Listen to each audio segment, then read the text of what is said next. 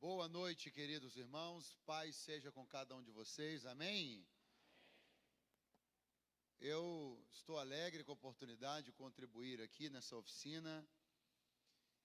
Essa igreja tem acolhido, abraçado meu ministério, minha vida, de forma que eu me sinto aqui muito à vontade, devido não apenas às muitas oportunidades que eu já tive de estar nesse púlpito, mas também pela forma sempre afetuosa com a qual eu sou recebido nesse lugar. Então eu quero louvar a Deus pela vida dos pastores dessa igreja, da presidência desse campo, todos os pastores auxiliares, membros da diretoria da igreja. Louvar a Deus pela vida do pastor Josivander e toda a diretoria, todos os coordenadores, os líderes setoriais e toda a juventude. Deus seja louvado pela vida de cada um de vocês. Uma noite de segunda-feira, uma reunião tão bem cooperada como essa, de jovens aqui, é algo que glorifica o nome do Senhor Jesus e prova que vocês estão verdadeiramente comprometidos com os céus e com fome e sede de justiça. Deus seja louvado pela vida de cada um de vocês. Deixa eu ver aqui quantos estão motivados de verdade para nós sermos ministrados pela palavra do Senhor. Levante a mão e dê um glória a Deus para eu medir o tamanho da sua motivação. Coisa boa. Abra sua Bíblia comigo.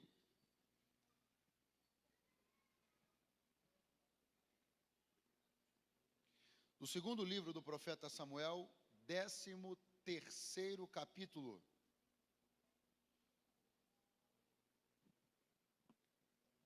Logo aqui na primeira fileira, tenho dois amigos que estão me acompanhando hoje aqui, pastor Antônio Marcos, pastor Adriano Dias, homens de Deus, me acompanham há muito tempo, amigos queridos, estão me dando a satisfação de estar hoje aqui.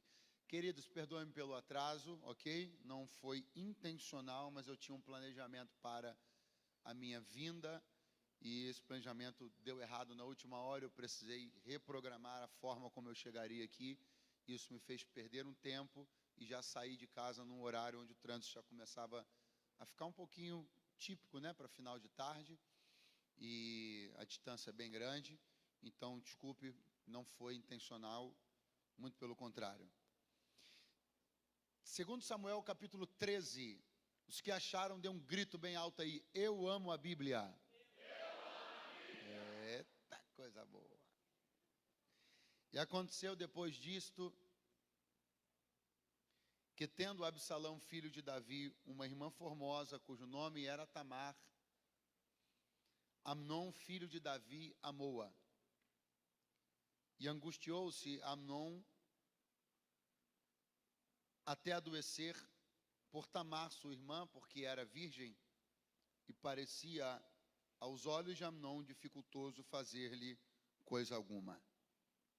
Tinha, porém, Amnon um amigo, cujo nome era Jonadab, filho de Simeia, irmão de Davi, e era Jonadab homem muito sagaz. Quantos podem dizer amém? Amém? Tome o seu assento aí no nome de Jesus. Glorificar a Deus aqui pela vida do Yuri. Yuri é um amigo querido, está fazendo aniversário hoje. Parabéns a Yuri. Yuri é uma bênção. Obrigado, Yuri, pelo seu carinho de hoje e de sempre. A Bíblia Sagrada tem algumas histórias densas. Bíblia Sagrada tem algumas histórias que poderiam estampar a capa de alguns jornais sangrentos. Poderiam ser manchete de alguns telejornais daqueles dos finais de tarde, estilo Datena, né?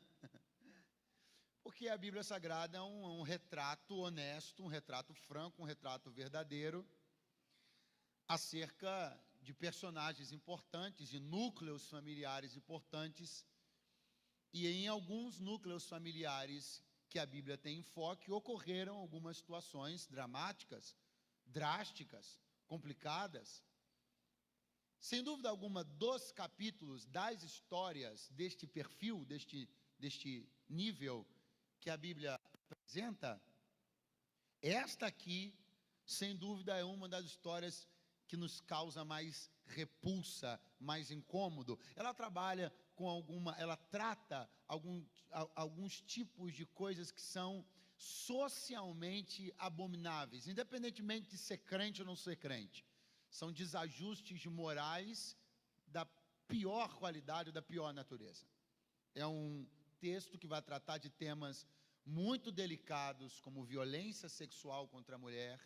É um texto que vai tratar de assuntos muito delicados, até certo ponto constrangedores, mas estão aqui por uma razão, para causar em nós, despertar em nós um nível de temor, e eu gosto muito desta palavra, e nos dar a oportunidade de observar alguns caminhos, algumas escolhas, algumas rotas que algumas pessoas tomaram no curso desta história, a fim de que nós decidamos não fazer assim. Como eu disse para você, a história, se ocorrida em qualquer lugar, em qualquer família, ela já seria reprovável.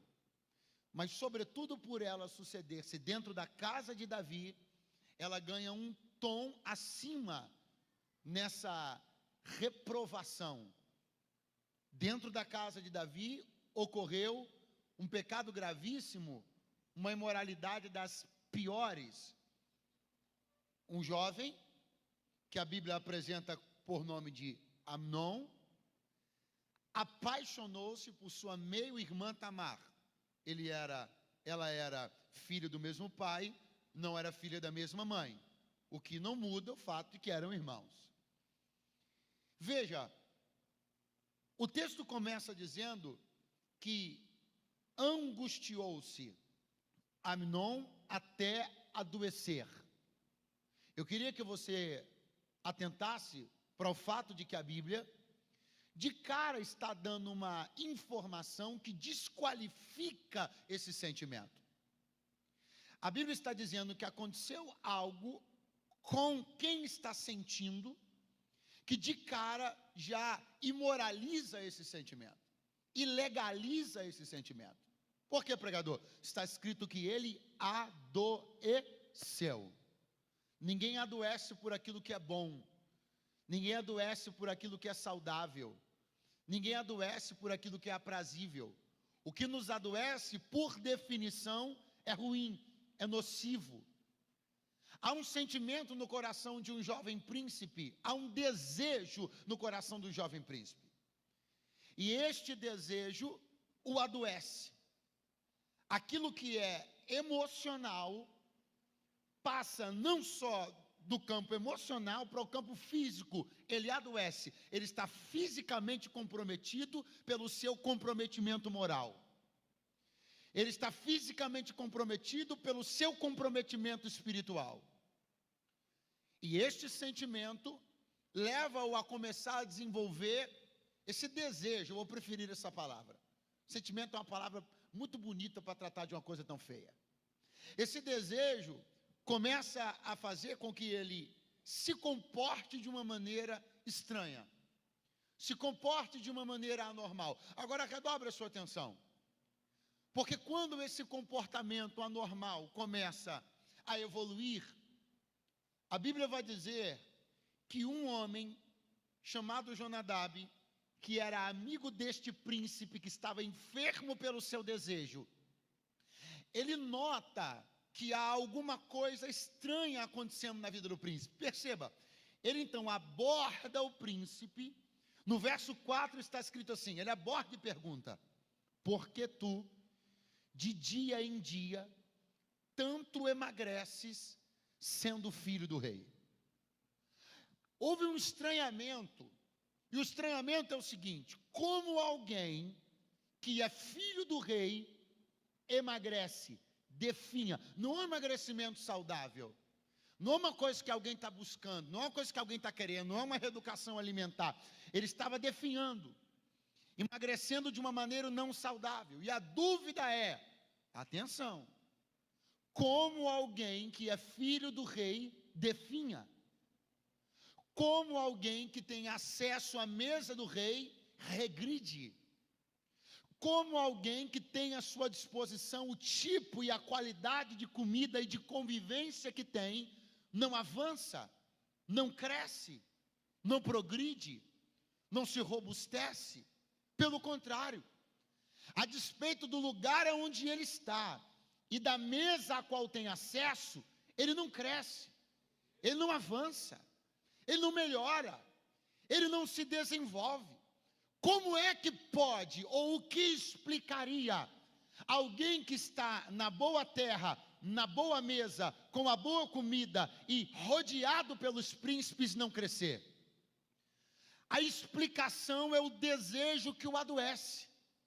Não importa a comida que tem na mesa, o desejo lhe roubou da mesa. Não importa a qualidade do que é servido, o desejo roubou sua atenção. Não importa a qualidade do que lhe é apresentado, não importa a qualidade das pessoas que estão ao lado dele. Ele está ali, mas é como se não estivesse. O desejo lhe roubou. Você sabia que tem gente que deveria estar crescendo e está retrocedendo? Deveria estar melhorando e está piorando? A despeito da comida que está à sua disposição todo culto? A despeito da convivência com os príncipes? A despeito da qualidade da mesa que é posta a todo culto? Por que ele não melhora? Por que ele não cresce? Por que ele não avança? Por que ele não progride? Porque o seu coração, os desejos que estão no seu coração, estão roubando a nutrição que a mesa o oferece. Os desejos que estão no seu coração estão roubando a grandeza e os nutrientes que o alimento da mesa o oferece. Eu vim aqui de Deus com uma palavra, e quem me conhece sabe que eu não sou de firular. A minha palavra é essa. Eu tenho uma palavra de Deus para essa noite aqui. Hoje é tempo desse desejo que está roubando o teu crescimento ser repreendido de dentro do teu ser, no poder do nome de Jesus. Olha para quem está do seu lado e diga: na mesa que você está. Não, foi horrível, irmão. O culto da terceira idade estava melhor. Diga para o seu vizinho: na mesa que você está, na companhia das pessoas que você está, com a comida que tem à sua disposição, você tem obrigação de crescer, obrigação de melhorar, obrigação de se aprimorar. Ô glória! A não ser que haja um ralo aberto na sua vida. A não ser que haja uma espécie de escapamento na sua vida. A não ser que aquilo que te é fornecido como alimento, antes de que o seu organismo, espiritualmente falando, absorva os nutrientes, algum tipo de ralo da sua vida esteja fazendo escoar tudo de bom que você recebe. Esse ralo tem nome: desejo que não devia estar aí. Esse ralo tem nome: paixões que não deveriam estar aí. É o ralo por onde escoa a grandeza do que você recebe. E a gente está jogando fora a oportunidade de crescer e se desenvolver, porque está com o ralo da paixão aberto. Não cresce, não melhora. E quem é que percebeu? Pergunte, quem é que percebeu? Quem percebeu foi o amigo. Mas a Bíblia diz que era um amigo sagaz, inescrupuloso, imoral. E isso aqui é um problema, porque, veja, eu tenho muito cuidado, eu não posso dizer uma coisa que a Bíblia não diz. Mas se os outros príncipes perceberam, no mínimo, demoraram. Se os outros príncipes perceberam o que estava acontecendo, no mínimo, demoraram a confrontar o jovem. Se os outros príncipes perceberam que ele definhava, que ele diminuía, que ele retrocedia, que ele não estava bem, que o seu aspecto era estranho, o brilho do seu rosto sumiu, as línguas estranhas desapareceram. Mas por que é que ninguém fala nada? Porque nós estamos com medo, nós estamos receosos de sermos mal interpretados, e nesse receio de ser mal interpretado, estamos perdendo a grandeza e a bênção do que é a comunhão. Porque para que Deus os reuniu como um corpo, se um membro não tem a mínima preocupação com a funcionalidade do outro? Nós estamos tão em pânico de sermos rotulados como controladores da vida alheia. A gente tem tanto medo de que alguém diga que a gente está se metendo na vida dele, que nós nos omitimos de uma tarefa elementar do que é a mesa: olharmos nos olhos uns dos outros. Sabe por que você não olha? Porque você está trazendo espelho para o culto. Não traga espelho. Você não veio aqui para se espelhar, você veio aqui para olhar no olho de alguém, perceber o que está acontecendo na vida de alguém.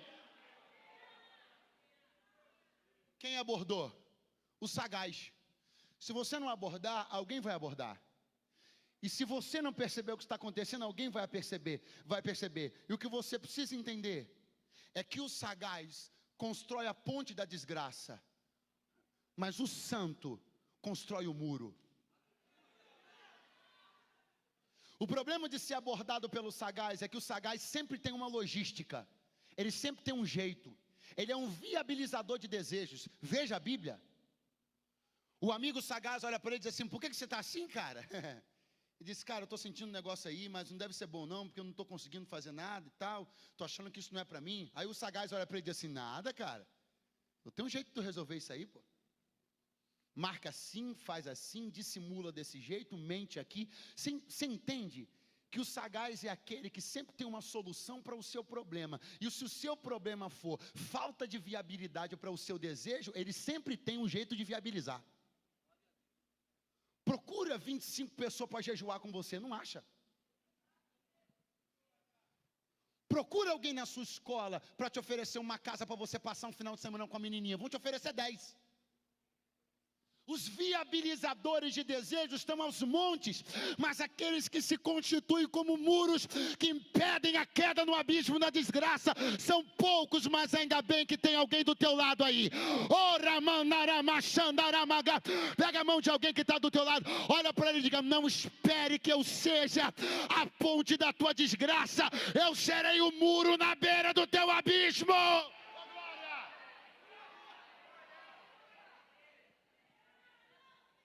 Você precisa olhar para alguém.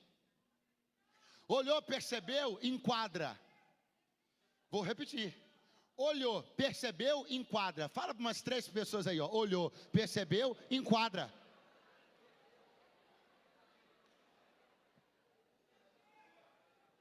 Não, mas isso é coisa para o pastor. Olhou, percebeu, enquadra. O ato disciplinar cabe ao pastor da igreja, mas a preocupação, o notar, o olhar nos olhos de alguém e confrontá-lo pelo brilho que sumiu, pelos dons que desapareceram, pelas línguas que você não ouve mais, isso cabe a cada um que está na mesa. Ou estou sentindo a graça do Todo-Poderoso aqui. Pega a mão de alguém que está do teu lado, acorda ele e diga: no que depender de mim, se você entrar estranho, eu vou te enquadrar. Ô glória!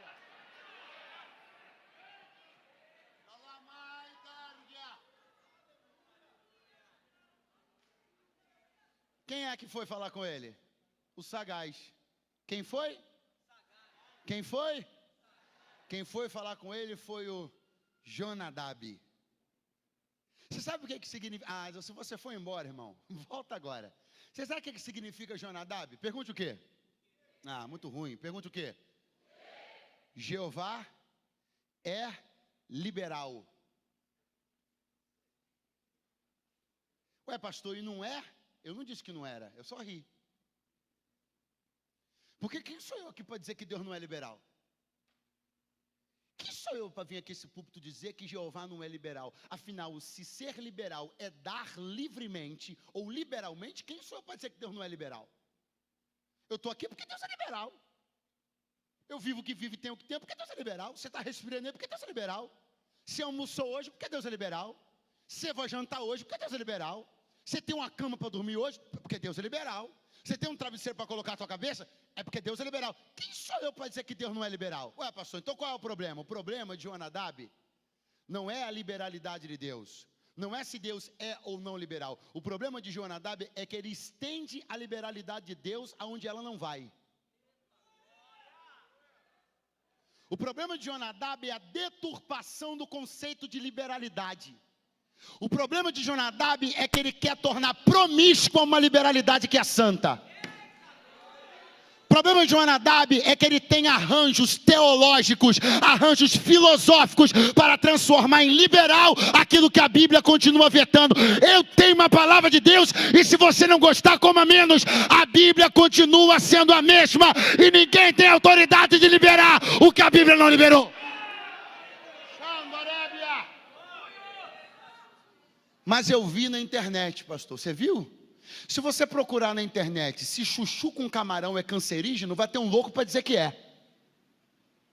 A internet é a terra de ninguém. É o lugar dos pseudo-intelectuais, dos supostos teólogos, dos pensadores de meia pataca, dos articulistas de meia tigela. Sabe o que me espanta? Deus articula, promove, protege, cuida dezenas de homens em dezenas de séculos. Faz um livro chegar na tua mão. A Idade Média tenta sufocar a existência desse livro. Deus levanta movimentos, homens com coragem, para um livro chegar na tua mão, para que ele seja conhecido por esse livro, para você perguntar para o Google. Toma vergonha, pelo amor de Deus. Valorize a Bíblia que está na sua mão.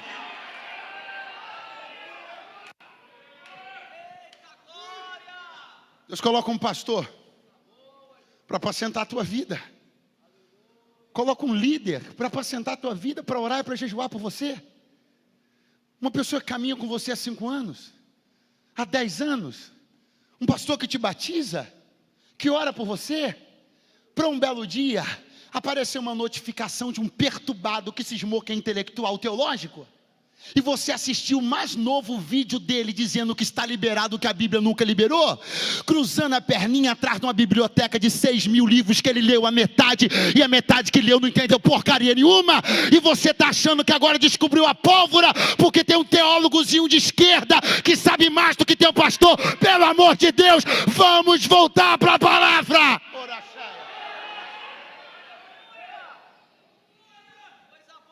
Você está cercado, você está alimentado, você está fornecido, você está abastecido do que você precisa para garantir a permanência da tua jornada nessa terra em santidade, até você chegar no céu. Pega a mão de alguém que está do teu lado, que eu sinto que ele se assustou um cadinho, mas é assim mesmo, glória a Deus. Dá uma chacoalhada nele, dá uma chacoalhada nele, dá uma chacoalhada nele, e diga assim: o que não vai faltar é um Jonadab para dizer que está liberado, que agora pode fazer, porque Jonadab disse que pode encher a cara, porque Jonadab disse que pode fazer sexo fora do casamento, porque Jonadab disse que pode. Para o inferno, Jonadab e os demônios. Eu ainda acredito que Deus é liberal, mas não tolera pecado.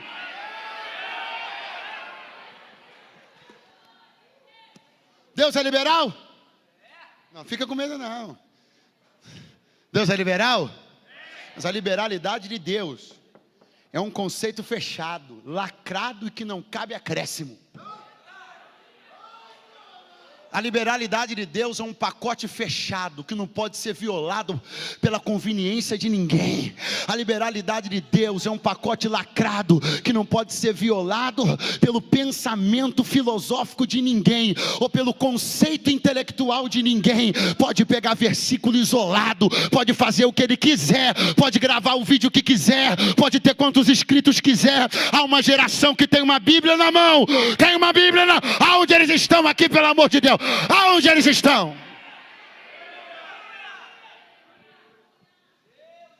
Quando Jonadab se aproxima, ele se aproxima para teologizar o pecado.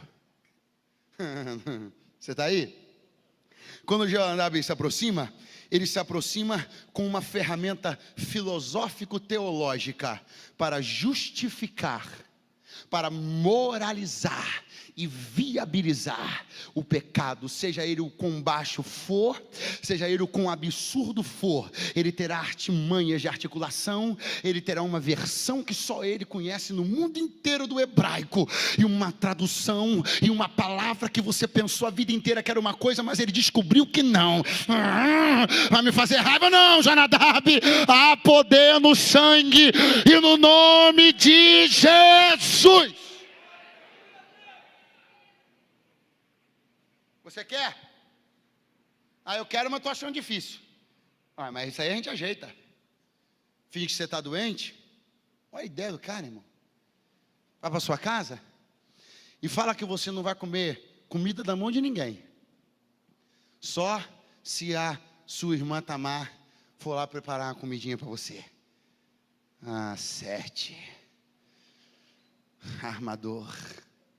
Você sabe, uma coisa linda da estrada com Deus, uma das coisas mais bonitas da estrada da vida, é porque você não prestou atenção ainda, mas uma das coisas mais bonitas da estrada da vida são as placas de retorno. As placas de retorno são uma das coisas mais bonitas da estrada da vida. E eu preciso que você entenda que dependendo da direção, quem coloca a placa de retorno é Deus. Se você está indo na direção certa, quem coloca a placa de retorno é o diabo. Mas se você está indo na direção errada, quem coloca a placa de retorno é Deus. E cada placa de retorno que Deus coloca é um gesto de misericórdia dele.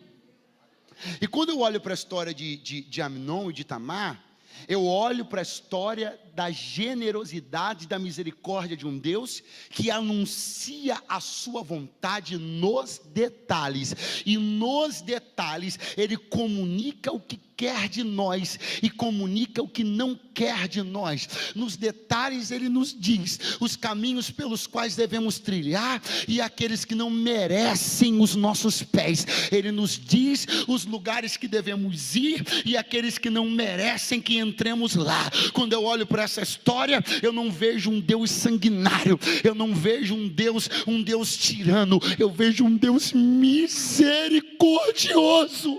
Amado. Veja a declaração de Aminon. Se você for embora, irmão, retorne nesse momento. Veja a declaração de Aminon para o amigo sagaz. Ele diz assim: eu estou sentindo um negócio, mas esse negócio não está fazendo bem. Eu estou adoecendo. E na verdade, palavras dele, redobre a atenção, me parece dificultoso. Vamos de novo, para ver se você está acordado ainda. Diz assim: me parece. Não, horrível, vai de novo. Me parece dificultoso fazer coisa alguma. A mim não está olhando para o que ele quer e está dizendo assim: é dificultoso. Ele está analisando a viabilidade do desejo dele, está dizendo: é dificultoso. Eu quero que você compreenda que quando algumas coisas começam a se mostrar difíceis de serem acessadas, talvez seja porque nunca foram para ser acessadas. Quando algumas coisas começam a se mostrar difíceis de serem alcançadas, talvez seja porque Deus nunca desejou que você sequer tivesse estendido a mão. Veja como Deus comunica a sua vontade e imprime a marca da sua misericórdia nos detalhes. Olha para mim, por favor. O que significa o nome Tamar? Grite forte: palmeira. Muito horrível, diga palmeira. Se você parar agora na frente de uma palmeira, olhar para a copa dela e dizer assim: vou subir, você sobe? Sobe. É fácil subir uma palmeira?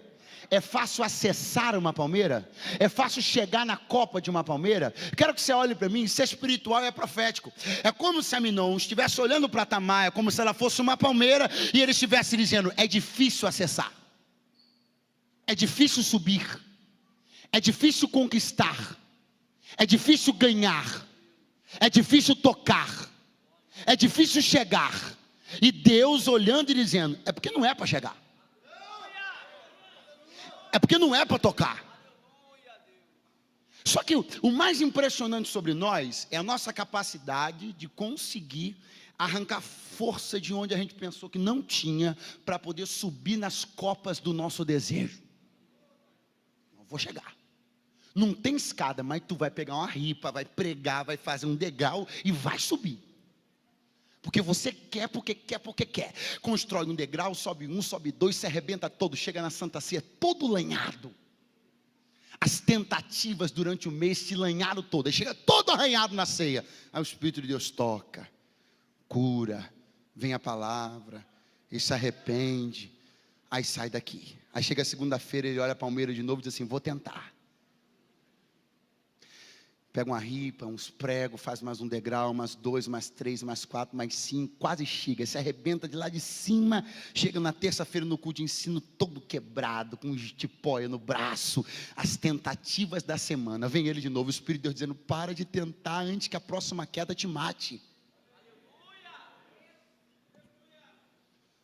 Mas ele não quer, porque ele cismou que vai acessar aquilo que não é acessível. Ele cismou que vai chegar aonde Deus está dizendo: não vai Não pega, não toca, não entra, não faz. Canta, Sérgia. Arranha, quebra um braço, quebra uma perna, fica oprimido, fica deprimido, fica isso, fica aquilo. Deus cura, Deus trabalha, Deus faz, aí vai para o retiro, volta, vai para o acampamento, vem e sobe, sobe. Aí um dia, lanhado, braço quebrado, sangrando, feridas abertas das suas tentativas, chega ele, na copa do lugar desejado, na copa da palmeira que tanto quis acessar. E quando chegar lá, sabe o que vai descobrir? Que aquilo que se mostrou tão difícil para ser acessado, nunca teve fruto nenhum. Que aquilo pelo qual você tanto cismou e tanto lutou, nunca teve nada para te oferecer. Você vai ter hematomas para comprovar que fez uma guerra tola. Hematomas para comprovar o quanto foi teimoso. Então você quer uma palavra e um conselho de Deus essa noite? Aproveita que você ainda está vivo. Aproveita que a última tentativa não te matou. E não tenta mais. Desfaz-se das suas articulações. Quebre os degraus que você improvisou. E diga para Deus: eu não vou mais tentar chegar em lugares aos quais o Senhor não designou para mim. Alguém pode levantar a mão esta noite? Olha o gesto da misericórdia de Deus, irmão. É palmeira. É de acesso difícil e não tem fruto. É de acesso dificílimo e não tem retorno. Não dá retorno, não sobe. Você sabe quantos anos tinha o Aminon quando tudo isso estava acontecendo? Pergunte quantos, 22. Sabe quantos anos tinha Tamar quando tudo isso estava acontecendo? 15. Há uma distância entre os dois, na idade dos dois, não há? Não há uma distância? Há uma distância? Você está vivo ainda? Diga amém. Há uma distância na idade entre os dois, não há? Qual o número que existe na distância entre os dois? Qual é o número que existe na distância entre os dois? 7 na Bíblia te representa e te lembra o quê? Então a perfeição estava onde?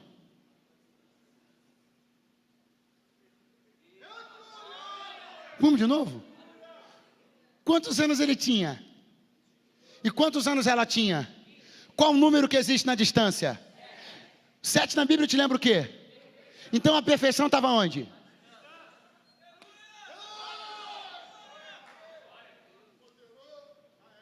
O que eu quero mostrar para você é que existem momentos que Deus te mostra que a perfeição dependerá da distância.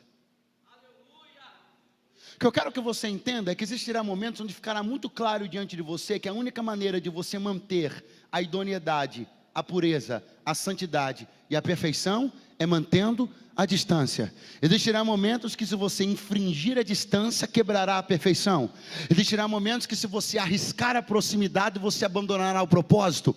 Pastor, mas eu não estou entendendo. Eu não sei de que o Senhor está falando. Não, você sabe. Eu não sei de quem que o Senhor está falando. Não, você sabe sim. Eu não sei de onde o Senhor está falando. Não, você sabe sim. Que Deus me trouxe aqui para jogar a conversa fora. Você sabe quem é que tem o poder de quebrar a tua perfeição. Você sabe qual é o lugar que quando você se aproxima, você se perde. Você sabe qual é o número que quando você se disca, você se enrola. Você sabe qual é o zap que quando você chama, você se embaraça. E Deus te trouxe aqui para dizer uma coisa: quer a perfeição? Mantenha a distância, mantenha a distância, mantenha a distância, mantenha a distância. Chacoalha alguém que está do teu lado e diz: fica longe. Oh, glória!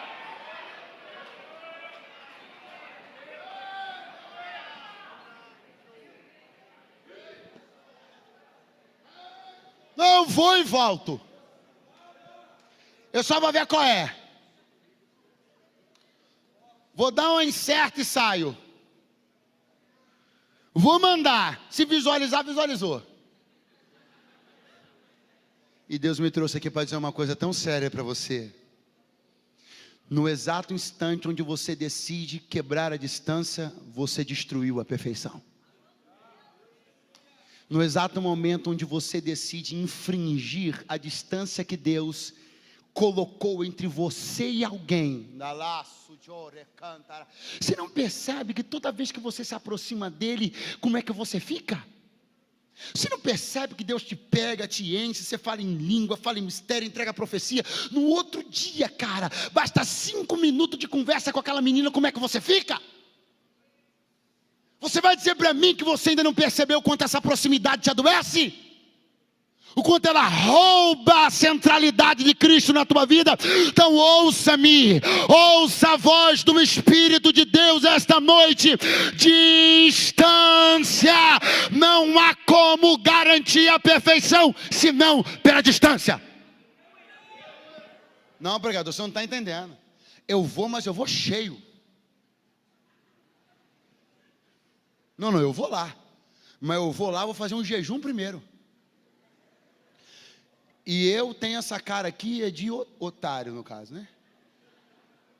Não, mas eu vou lá, mas eu você está pensando que eu vou assim de peito aberto? Não, eu vou lá só porque eu tenho um negócio que eu tenho que falar, porque eu tenho um livro meu que ficou lá. Eu compro outro para você. Não, mas você não está entendendo, é que eu tenho um livro que eu tenho que pegar lá amanhã, mas eu vou jejuado. Eu vou passar um óleo ungido e eu vou lá, vou pegar meu... o seu problema é o livro? Me dá um nome, eu vou mandar o Sedex entregar na porta da sua casa amanhã. Seu problema não é o livro, seu problema é o imã. Seu problema não é o livro, seu problema é a força de atração que existe entre você e a tua desgraça. Irmão, eu vim de muito longe para vir aqui fazer graça. Eu vim aqui ser um profeta de Deus para a vida de alguém. Pega a mão de alguém que está do teu lado em nome de Jesus. Diga assim, ó, aproveita que Deus está pegando você. Eu não sei por onde, se é pelo colarinho, se é pela, não sei por onde, pelo cabelo, mas Deus está pegando você e está te distanciando, está te colocando no ponto de perfeição. A partir de agora o que você decidir é por sua conta e risco, mas se eu fosse você, eu manteria a distância.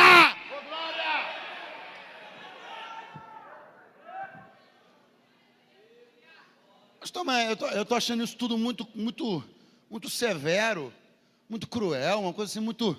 Será que precisa disso tudo mesmo? Precisa, irmão. Sabe o que precisa? Porque a perfeição não é um conceito flexível, não é um conceito maleável. A perfeição é um conceito rígido, é um conceito que não cabe em equívocos, não cabe em deslizes. A perfeição é algo que você constrói às custas de muitas lágrimas e muito suor, mas desconstrói num minuto só. É como se você pensasse alguém que dedicou-se a uma obra artística, plástica, durante anos da sua vida, dia após dia, retocando, aprimorando, aperfeiçoando. Até um dia que no seu ateliê o artista dá a última pincelada, olha para o conjunto da obra e conclui, ficou perfeito. Sai dali para ir até o lavabo, para jogar uma água no rosto, para comemorar a vitória de ter alcançado a perfeição. Entra uma criança no ateliê, com uma caneta piloto na mão. Neciamente se dirige na direção da obra perfeita e só faz isso aqui. Acabou a perfeição. Ah, mas isso é muito cruel. Acabou. Ah, mas não deveria ser assim. Mas é. Ah, mas devia ter uma outra chance. Mas não tem. Quer manter? Mantém distância. Ou então você terá que ficar reiniciando suas obras dia após dia, e nunca terá algo concreto a apresentar diante de Deus. Você será alguém que se desfaz a cada assédio, se entrega a cada proposta, alguém que é volátil, alguém que é volúvel, mas em nome de Jesus, eu tenho uma palavra para você, estabilidade, eu tenho uma palavra para você, posição, eu tenho uma palavra para você, propósito. Glória!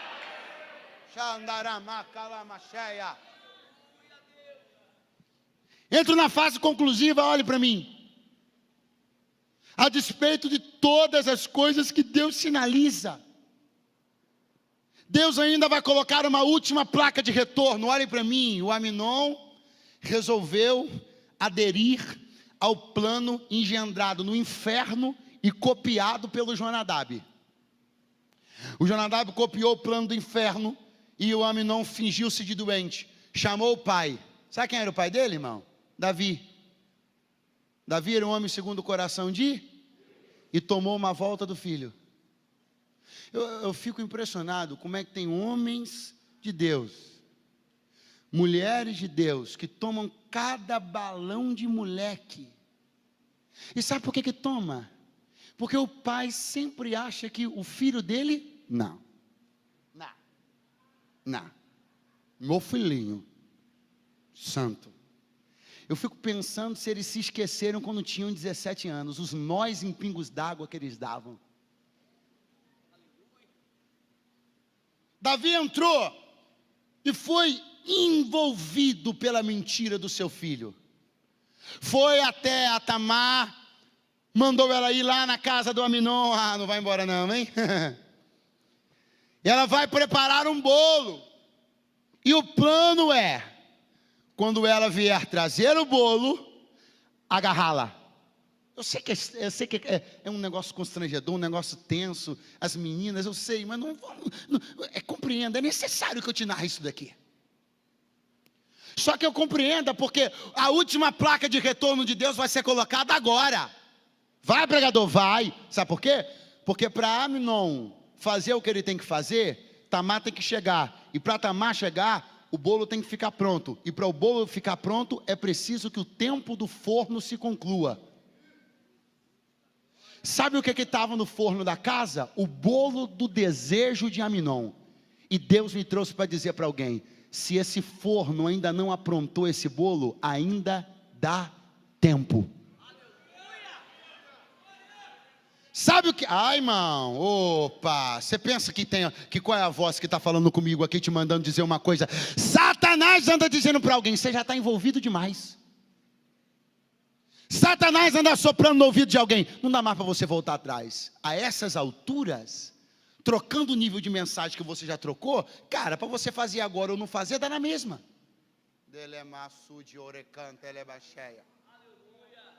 Tudo que o diabo quer é fazer com que alguém acredite que não dá para voltar. Mas Deus me trouxe para dizer aqui para alguém: dá. Choregabarai. Pega a mão de alguém do teu lado, acorda ele e diga assim: ainda dá tempo. Arranca esse bolo do forno, abre a lixeira, joga ele fora, volta para o propósito, retoma a visão. Ainda dá tempo. Show. Aragai.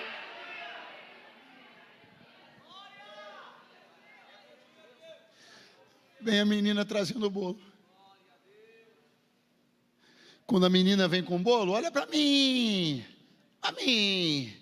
Quando a menina vem com o bolo, Aminon olha para os servos, diz assim para eles: ó, vaza geral. Quero ninguém aqui. Peraí. Você sabe por que ninguém questionou a ordem de Aminon? Porque eram subalternos. Você sabe por que tem gente que adora ser cercado de subalterno? Porque o subalterno nunca estranha as tuas atitudes. E se estranha, não te diz nada. Tem gente que só gosta de ser cercada de pessoas menos inteligentes do que elas. Não vai embora não. Tem gente que só gosta de ser cercada de pessoas menos articuladas do que elas, para você enrolar e elas não perceberem o que está acontecendo. Gente, para você enrolar. O pai e a mãe se enrolam assim: deixa eu ver essa mensagem aí. Apagou. É porque o celular aqui é o seguinte: quando esquenta, apaga.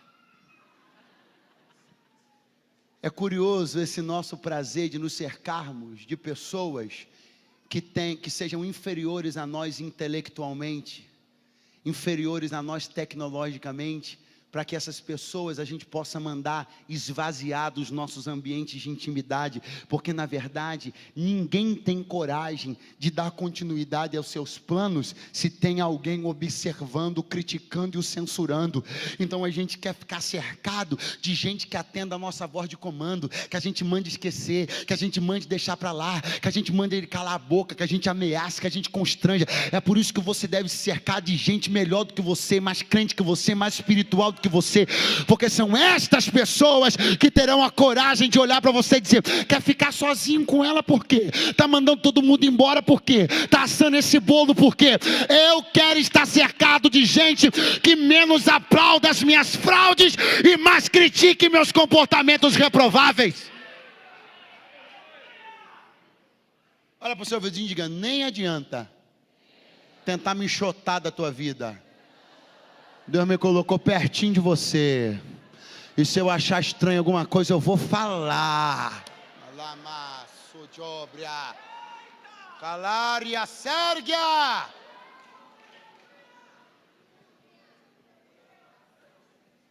Quando... Aí, fechei a Bíblia, para você acreditar que eu estou terminando.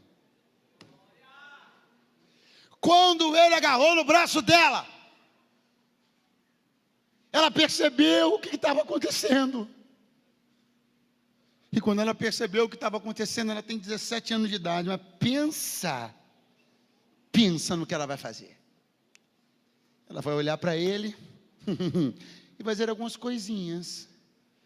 E a primeira das coisinhas que ela vai dizer para ele é o seguinte: não cometas essa loucura.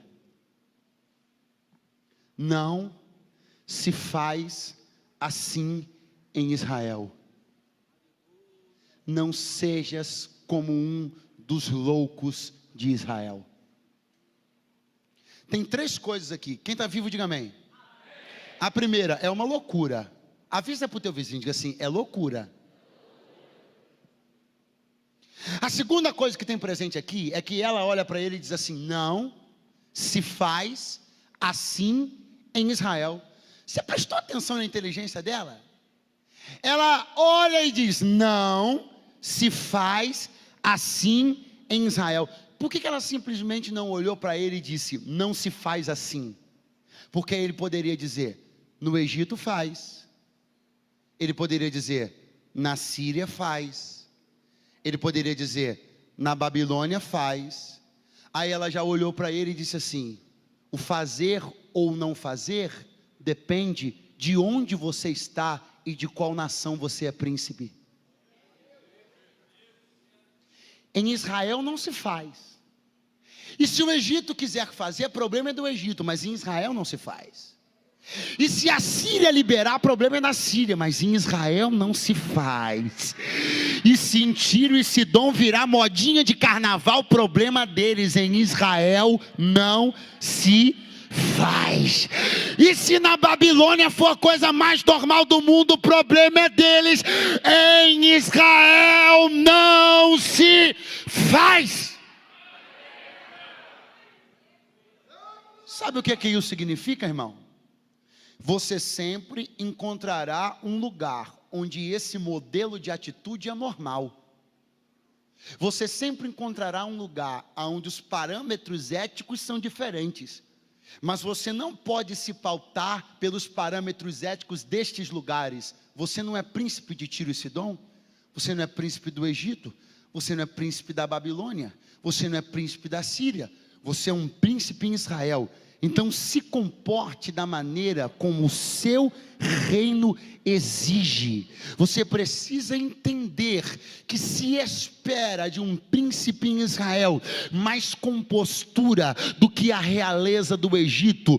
Se cobra e se espera de um príncipe de Israel um tipo de fala, um tipo de postura, uma decência que não será requerida lá fora, mas que é via de regra aqui dentro. E eu estou dando glória a Deus essa noite, porque esta não é a reunião dos príncipes da Babilônia, dos príncipes da Síria, esta é a reunião dos príncipes de Israel. Pregador, mas eu aprendi assim. Mas em Israel não faz assim não. Pregador, mas você tem que entender que lá em casa era assim. A cultura lá em casa, os tios tudo machista. Não, uma cultura muito machista assim dos meus tios. Meu pai me criou assim, os negócios assim. Irmão, mas em Israel não é assim não. Não, pastor, você tem que entender que lá em casa as mulheres são todas assim, temperamentais, escandalosas, dá na cara dos outros. Mas aqui em Israel, filho, não é assim não. É porque lá em casa a gente é assim, meu pai vai no restaurante, esculhamba o garçom. Aí quando chega no estacionamento, esculhamba o guardador de carro. Aí tu vai chegar aqui e vai esculhambar o diácono. Aqui em Israel, minha filha. Aqui não. Não, pastor, porque eu fui criado num sistema que os meus primos e não sei o quê, e a gente era assim, e a gente ia lá, conversava com uma, ia na outra, e daqui a pouco na outra semana, e pedia o pai de uma, não falava com a outra, saía pela porta, entrava pela porta da frente, saía pela porta dos fundos, desgraçava uma família aqui, arruinava a outra ali, meu chapa. Pois agora tu está em Israel, respeite a filha dos outros, respeite o seu pastor, respeite a sua igreja. Isso aqui não é a bagunça que você conheceu lá fora, não. Sabe por que eu estou falando isso? Porque senão nós vamos pegar toda a nossa bagagem cultural e vamos tentar trazê-la para cá. E sob a desculpa daquilo que aprendemos, daquilo que ouvimos, o tipo de criação que tivemos, nós vamos justificar todos os nossos atropelos, todos os nossos desajustes, a nossa maneira mal educada de lidar com os obreiros da igreja, a nossa forma temperamental de um dia dar paz do Senhor, outro dia querer dar um tapa em alguém. Ô minha filha, tu é uma princesa de Israel, fiota. Ô menino, tu é um príncipe de Israel, cara. Se aprume, sim. Você está num lugar maravilhoso, você está numa corte de príncipes, você está numa convivência de nobres, a comida aqui é boa, o lugar é bom, você tem tudo para crescer. Joga o lixo moral que você aprendeu na tua infância, joga tudo que você aprendeu de ruim fora, se permita nascer de novo da água do Espírito. Tem alguém para dar um glória aí? Não cometas tal loucura, não se faz assim, Israel. Ela diz assim: não sejas. Irmão, presta atenção, porque isso aqui, pelo menos para mim, me respondeu tanta coisa. Quando ela olha para ele e diz assim: não sejas como um dos loucos de Israel. Pregador, por que isso responde muita coisa? Porque enquanto eu estava falando tudo que eu estava falando aqui, alguém estava aí pensando: mas eu conheço um que é de Israel e faz. Eu conheço um que canta em Israel e faz. Eu conheço um que é pregador de Israel e faz. Você conhece um? Eu conheço 10. E daí, pregador? E daí que a menina já respondeu: é de Israel ele? É, mas ele não faz parte do grupo dos príncipes. Ele está no hospício dos loucos. E me admira muito você podendo se espelhar no príncipe e no louco, decidir ser igual ao louco. Me admira muito, com tanta gente boa que está levando o reino de Deus a sério, você vai se espelhar nos aloprados. Tanta gente que está cantando em santidade, ministrando louvor com seriedade, orando, jejuando, se preparando. Mas saiu na internet, saiu na foto, então você vai querer ser igual a ela? Você vai querer ser igual a ele? Não, porque eu soube de um pregador que ele sai do púlpito, ele vai não sei para onde, o problema é dele. Eu sei para onde eu vou quando eu escuto terminar, para minha casa. Então você vai escolher para onde você vai depois de que um culto acaba, porque tem um perturbado que vai, sabe lá Deus para onde? Sabe quem ele é, minha filha? É louco. Sabe quem ela é? É louca. Eles estão em Israel, mas não fazem parte do grupo dos príncipes. Eles estão no grupo dos loucos. Olha para alguém que está do teu lado e fala para ele: você vai escolher ser o quê? Príncipe de Israel ou um dos loucos de Israel? Dos que não têm temor, dos que levam as coisas de Deus como se fosse coisa nenhuma, dos que não têm reverência, dos que não amam a palavra, dos que não têm um louvor sincero na boca, dos que não respeitam as namoradas, dos que não respeitam. É desse tipo de gente que você vai escolher ser igual.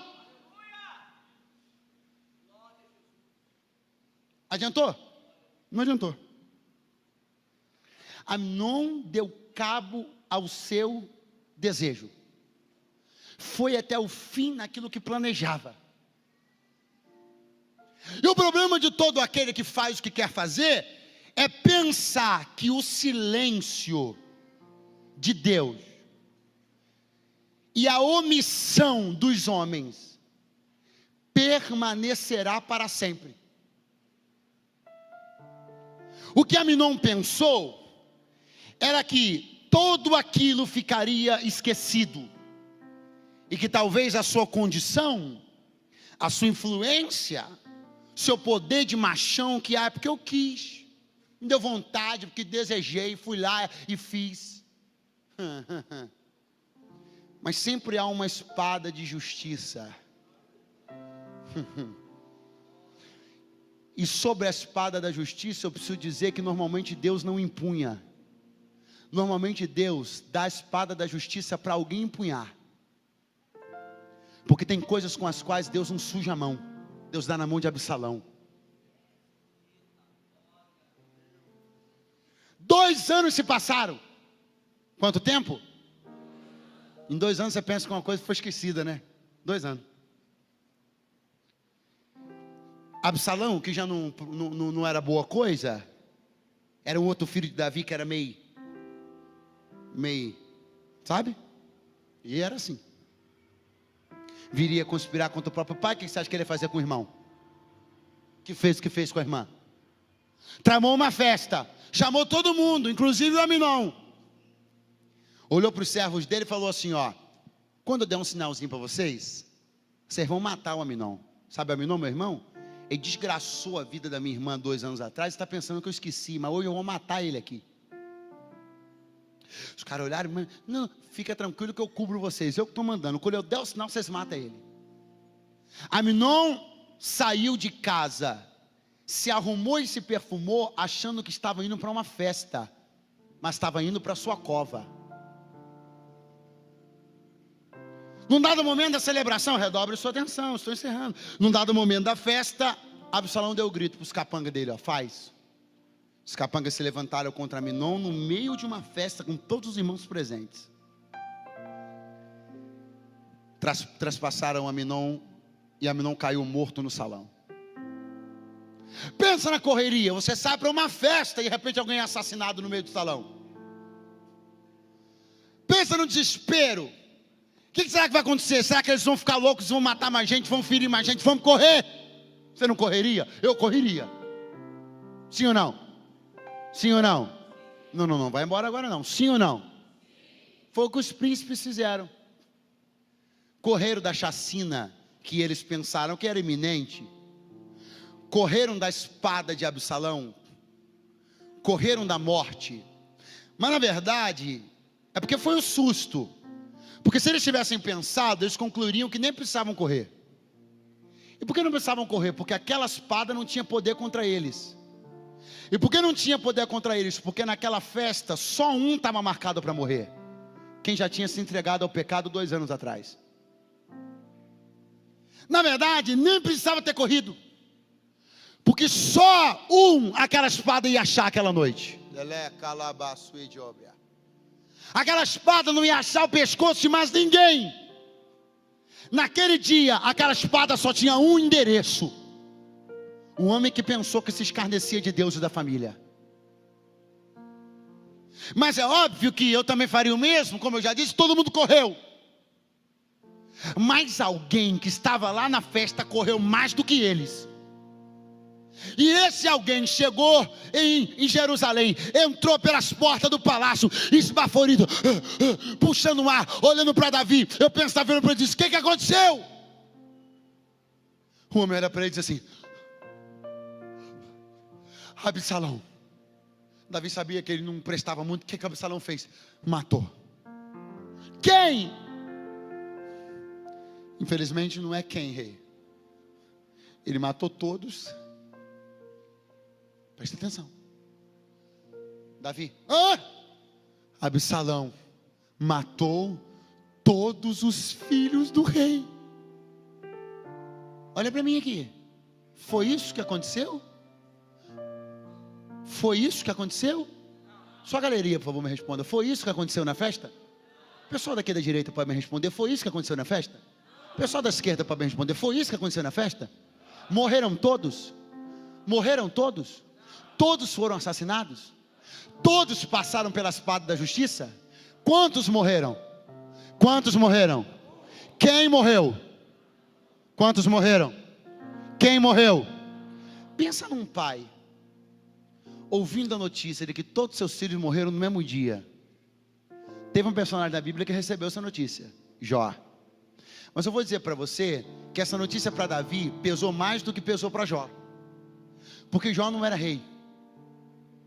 Jó não tinha a preocupação da descendência. do estabelecimento do trono. Dizer para um rei que todos os seus filhos morreram, não é só dizer para um pai que ele perdeu todos os filhos, é dizer para um rei que ele perdeu sucessão. Dizer para um rei que todos os seus filhos morreram, não é só dizer para um pai que ele perdeu todos os seus filhos, é dizer para um rei que ele perdeu a possibilidade de estabelecer uma dinastia. É dizer para um rei que ele não tem mais representação. Gosto dessa palavra. Eu quero que você entenda que há um mentiroso nesse texto. E eu quero que você entenda que o espírito de mentira que estava sobre ele está na boca de muitos nesse tempo. Pregador, o que há em comum entre o espírito de mentira que estava na boca dele e o espírito de mentira que está na boca de muitos neste tempo? Porque esse mesmo espírito quer dizer que todos morreram. Este mesmo espírito quer dizer que o pecado matou todos e que o rei não tem representação. Esse mesmo espírito quer convencer esta sociedade de que Deus não tem mais quem o represente, quem o adore em espírito e em verdade, quem lidere o rebanho com pureza, quem ministre a palavra com paixão e entrega. Há um espírito de mentira na boca dos homens, querendo desacreditar Jerusalém da idoneidade da vida dos príncipes, querendo dizer que todos os príncipes se envolveram, todos os cantores se prostituíram, todos os pregadores perderam a paixão pela palavra, todos os líderes se corromperam, todos os jovens se entregaram, todos os músicos não têm comprometimento com a adoração. Mas eu tenho uma palavra de Deus para esta noite: é mentira. Pastor, eu quero uma prova que é mentira. A prova está aí do teu lado. Você pode dar uma olhada para alguém. Se tem príncipe vivo na casa, é sinal que o pecado só matou quem se entregou a ele. Ainda tem gente de pé. Ainda tem gente de pé. Quem está de pé, pelo amor de Deus, levante a mão. As duas. Abre a boca e deixa eu ver se você está vivo.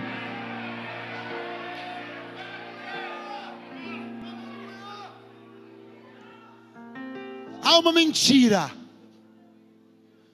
crescendo, tomando forma. Há uma mentira se entranhando na sociedade. E eles normalizam o pecado e dizem que para nós também virou normal. Eles normalizam o que é imoral e dizem que nós também estamos embarcando quase nisso. E para piorar tudo, eles arrumam alguns que já estão mortos, mas ainda tem fala de vivos, que vão para a televisão e que tem o discurso que eles querem ouvir, o discurso do ecumenismo barato, da falta de comprometimento com a sã doutrina e de um amor que tudo perdoa e que tudo tolera e que nos faz todos iguais, pecadores, promíscuos, imorais. Todo mundo é igual, uma vírgula, eu sou igual àqueles aos quais o sangue de Jesus já lavou. Se não lavou, ainda não pode ser dito que é igual. Ouça uma coisa que eu estou dizendo aqui: há um povo que ainda está vivo, não foi vitimado pelo pecado, e nós vamos entrar pelas ruas de Jerusalém marchando com autoridade para dizer: os príncipes estão de pé, os príncipes estão de pé, os príncipes estão de pé.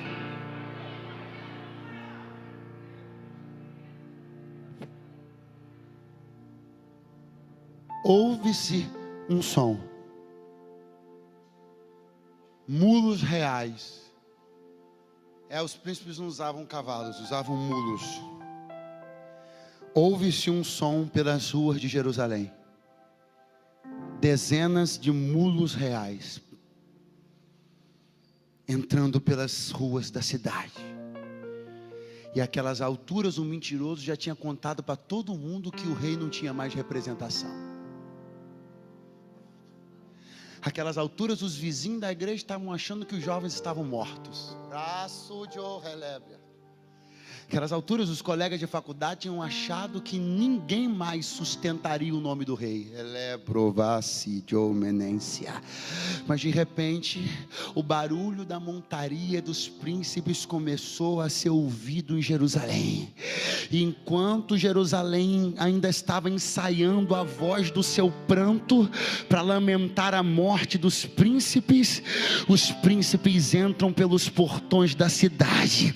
E alguém olha e diz assim: ah lá, tem um príncipe vivo. É mentira, não morreram todos não. Ah lá, tem alguém cantando cheio do Espírito. Era mentira, tem ainda quem cante. Ah lá, um líder que Jesus levantou ainda comprometido com o jovem.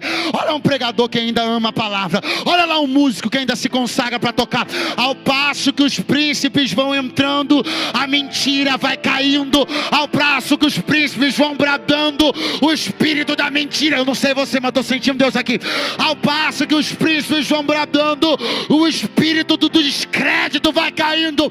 Eu tenho uma obrigação moral. Cada passo que eu dou, apago uma mentira que foi contada. Deus ainda tem quem o represente. Ele ainda tem. Se você é alguém que ainda representa os céus, dá um pulo dessa cadeira agora.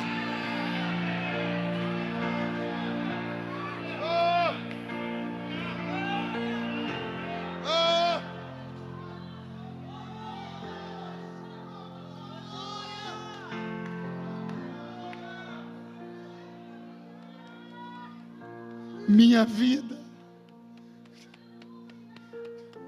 meu testemunho, desmentem aqueles que dizem que o rei não tem mais quem o represente. Sua vida, seu testemunho, desmente aqueles que dizem que não há mais quem se dedique com santidade às coisas de Deus. Se você pode, segure a mão de alguém que está do seu lado agora. Oh, Ramachurianda Lemakanta Ramachei. Uriande Rebasuriande Lemasure Calamancho Reles. Tudo que Satanás quer é que você se entregue a esse desejo, para que a espada de Absalão ache legalidade para te encontrar. Tudo aquilo que Satanás quer que você mergulhe nesse desejo, que você se esqueça das promessas, que você infrinja a lei da distância, porque ele sabe que o dia que você fizer isso, Absalão poderá destruir você, o diabo poderá tocar em você. Mas enquanto você se mantiver distante do pecado, enquanto você mantiver a sua vida santa, a espada de Absalão não te acha, o juízo do pecado não ceifa a tua vida. Satanás abre até a cova, mas eu salto por cima dela. Ele monta cordéis de morte, mas o sangue de Jesus tem poder. O Ramandará, levanta a mão junto com a mão de quem está do seu lado agora. Parece que eu posso ouvir o som daqueles que estão vivos, eu posso ouvir o barulho daqueles que estão de pé, a voz daqueles que o inferno não derrubou, que o pecado não matou, que o desejo não roubou da mesa. Abra a tua boca esta noite, faça subir o teu som.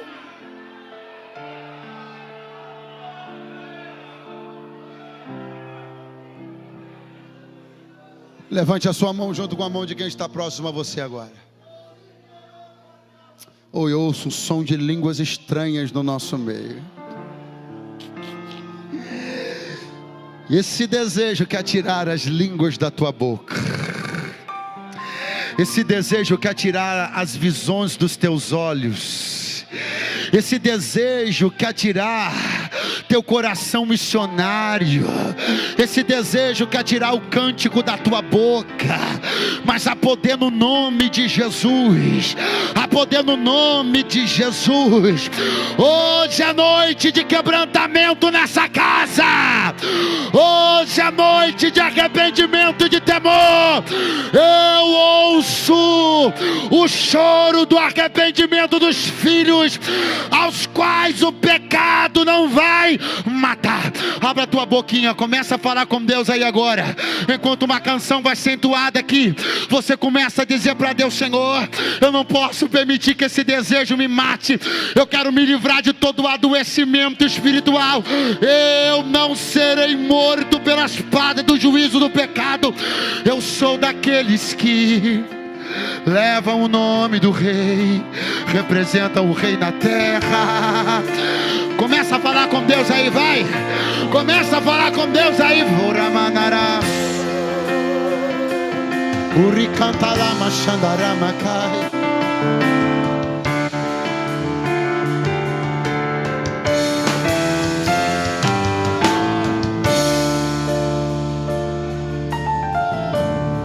Vai, diga isso, vai. Ó Deus de Israel, eu sei que não vim a esse mundo pra adorar outro rei. Os leões estão rugindo sem parar. Meu louvor incomodou a todos que são contra ti, ó Jeová. Solta o teu som, vai. Nada pode intercalar o louvor do meu coração. Dos manjares eu abro mão, Os palácios não quero não. entre aqui como Daniel, com os olhos focados nos céus. Com risco de morrer, mas o que importa é obedecer. Senhor, não vou dividir minha adoração. Exclusivo é o meu coração, digo só pra ti. Não abro mão do céu, Até diante da morte, prefiro ser fiel. Eu preciso encerrar. Levante a sua mão mais alto que você puder. Eu preciso encerrar. Existem muitas mentiras que estão sendo contadas aí fora. E nós, os príncipes, vamos começar a abrir a nossa boca para desmascarar o inferno.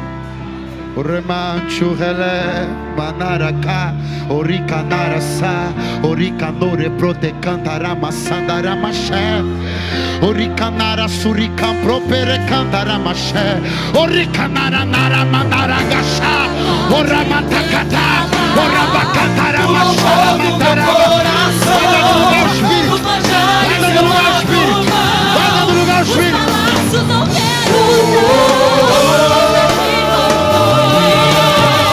Com os olhos focados no céu, com risco de morrer, mas o que importa é ele obedecer.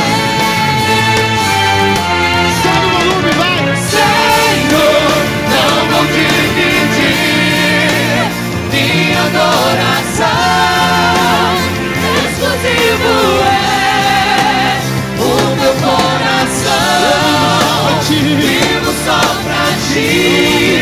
Não abro mão do céu, Até diante da morte, prefiro ser fiel. Você que é príncipe, acha a mão de um outro príncipe do seu lado aí. Princesa, acha a mão de alguém do seu lado aí, acha. Levanta a mão mais alto que você puder. Segura um pouquinho. Levanta a mão mais alto que você puder. Porque daqui eu vou dizer algumas das mentiras que estão sendo contadas. E daí você vai desmentir. Como é que eu desminto, pastor? Você vai bater o pé no chão com autoridade e junto com o teu irmão você vai dizer assim: mas nós estamos aqui. Você me ouviu, irmão? Você me ouviu, irmão? É para dizer o que no 3? 1, 2, 3. Eu acho que eu só vi a voz de 5. Tem 500 aqui. Vou dar outra chance para você no 3. 1, 2 e 3. Eu vou dizer a mentira que está sendo contada. Quando eu jogar o microfone para você, é isso que você vai dizer. Mas você vai dizer isso profeticamente. Vai dizer isso com autoridade. Pastor líder do jovem, pode ser se aproximando que eu já vou encerrar aqui. Perdoe-me já pelo excesso do meu horário. Mas levanta a mão mais alto que você puder. Sabe por quê? Estão dizendo por aí que o rei não tem quem mais o represente. Estão dizendo que não há mais quem adore ao rei em espírito e em verdade. Estão dizendo que tudo está relativizado e ninguém tem mais compromisso com a palavra. Estão dizendo que Volta Redonda está gelada, o Rio de Janeiro não tem mais avivamento. Estão dizendo que os dons espirituais se extinguiram e a unção acabou. Nós estamos aqui. Nós estamos aqui. Nós estamos aqui. Nós estamos aqui. Nós estamos aqui. Nós estamos aqui. Que habita no esconderijo do Altíssimo, a sombra do Onipotente descansará. Direi do Senhor, Ele é meu Deus, o meu refúgio, a minha fortaleza. Ele me livra do laço do passarinheiro e da peste perniciosa. Ele me cobre com suas penas e debaixo de suas asas estarei seguro.